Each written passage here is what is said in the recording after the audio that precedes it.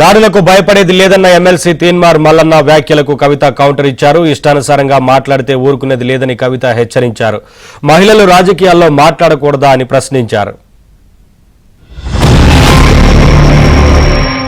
Clear గా జగదీశ్వర్ రెడ్డి గారు చెప్పిండు కదా, ఒక దాని మీద దాడి అయిపోయింది, ఇంకా 2-3 ఉన్నాయని చెప్పిండు కదా. ఒకటి ఏబిఎన్ ఉండొచ్చు, నెక్స్ట్ ఇది ఉండొచ్చు అనుకున్నట్టుగానే జరిగింది.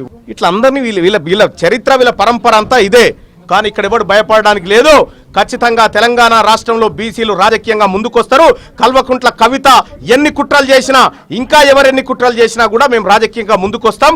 రాజకీయంగానే వీటన్నిటిని ఎదుర్కొంటప్పటికే పలువురు మంత్రులు మాట్లాడడం జరిగింది, పలువురు ఎమ్మెల్యేలు కూడా మాట్లాడడం జరిగింది, అధికారులు కూడా మాట్లాడడం జరిగింది. వివరాలన్నీ కూడా వాళ్ళు సేకరిస్తూ ఉన్నారు.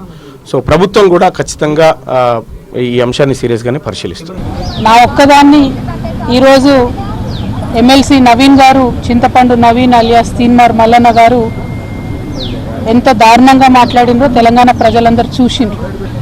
ఎందుకు రావద్దా, ఆడపిల్లలు బయటికి రావద్దా, రాజకీయాల్లో ఉండొద్దా, చెయ్యొద్దా రాజకీయం? ఒక్కనాడు కూడా తీన్మార్ మల్లన్న గారిని ఒక్క మాట కూడా అనలేదు. అసలు ఆయన నన్ను ఎందుకు అన్నాడో కూడా నాకు తెలియదు, నన్ను అనాల్సిన సందర్భం ఏందో కూడా నాకు తెలియదు. గుర్తుపెట్టుకోండి మల్లన్న గారు, తెలంగాణ ప్రజలు ఎక్కువ కాలం పరుష పదజాలాన్ని సహించారు. పడితే అటు మాట్లాడితే చూసుకుంటే ఎవరు ఊరుకోరు.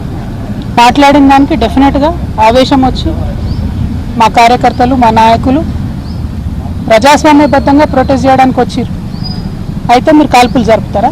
సెకండ్ పాయింట్, ముఖ్యమంత్రి గారు మాత్రం చూసి చూడనట్టుగా ఈ వ్యవహారంలో ఊరుకుంటే తెలంగాణ ఆడబిడ్డలందరం కూడా ఇది మాకు అవమానంగానే భావిస్తాం. అయితే ఈయన వ్యక్తిగతంగా ఎందుకు అనాలి నన్ను అని దానికి తెలంగాణ పడికట్టని కవరింగ్ ఇచ్చుకుంటే, చూస్తూ ఊరుకుంటే, చూస్తూ వదిలేస్తే ఈ జాడ్యం పెరిగిపోతుంది, తెలంగాణ అంతా వ్యాపి